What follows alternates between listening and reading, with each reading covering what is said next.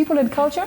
People and culture expert. People and culture expert. One of the biggest deterrents to us achieving anything to do with, just getting to empower women. You go to some of our cultures, they will tell you that we must conduct FGM. That in a huge way, bars the woman from just being there, from flowering to, adulthood and all that. We go to some cultures that there has to be early marriages. We go to some cultures, women cannot be allowed to do this, cannot be allowed to do that. We go to some cultures, women cannot drive cars, things like, as basic as that, yet we have Pauline here who is a rally driver, We go to cultures and to certain people and we are told that this is just meant for the men. Something as basic as food, like in my culture, when kuku imechinjwa, there is a part of kuku that cannot whatsoever be touched by a woman. In the event that happens, I don't know what happens. Sometimes we get lost. And before we come to you, we're trying to fix something. I think we'll be coming back to you. Elizabeth, sijui kama kuna kitu katika jamii yenu labda unaweza ukafikiria kinasemekana kwamba hii hapa sio cha mabinti. Ninakumbuka nikikuwa kuna baadhi ya yale ambayo ulikuwa unaambiwa uwezi kutangamana na vijana katika hili, hauwezi kuwaongelesha kwa namna hii.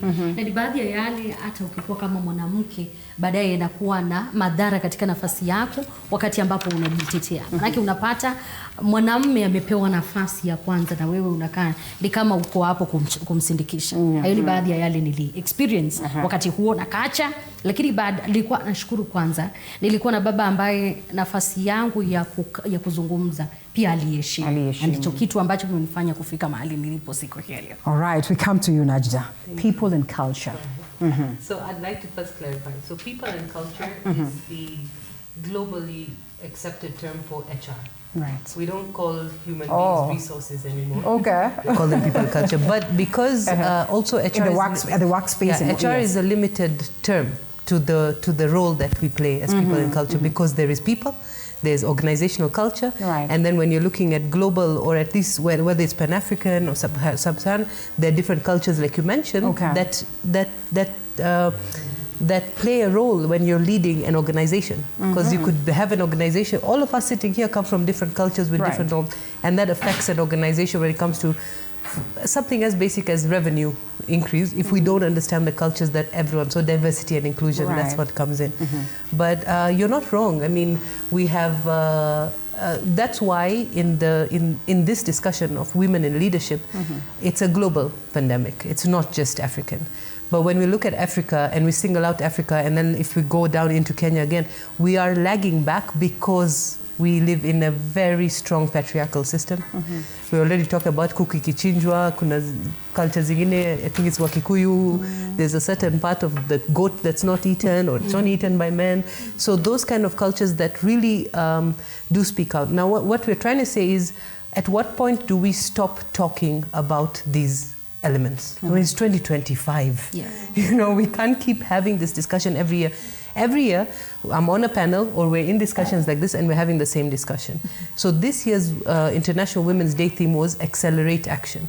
Because we really need to say, okay, this is how it is, but what are we doing? At the end of the day, women are the nurturers. You're the ones who are giving birth. We're the ones who are raising these kids. So can we start teaching girls to break glass ceilings instead of fitting into glass slippers? Because that's what we've been taught, the Cinderella stories and the Snow White. It's all about the glass slipper. And these ceilings that have been built by these patriarchal societies, and no, I don't want to say only men. Women play a role. We do it. How many of us have been raised and being told, don't raise your voice. Your brother is hungry, go make food. Your brother doesn't have school uniform, go and wash it. Things that we do out of love. But when you look at the way that they are building unconscious biases, there are too many. So what are we doing as women, as mothers, as sisters, as daughters, as wives? What are we doing to accelerate the action that we want to see? Because are we going to be able to change the entire Kikuyu community today and say we're going to wipe out that, social bias? Or maybe for the Muslim communities who say early marriage. And I want to say one thing that I'm a product of early marriage. I'm sitting and doing my PhD today. I have multiple feathers in my hat.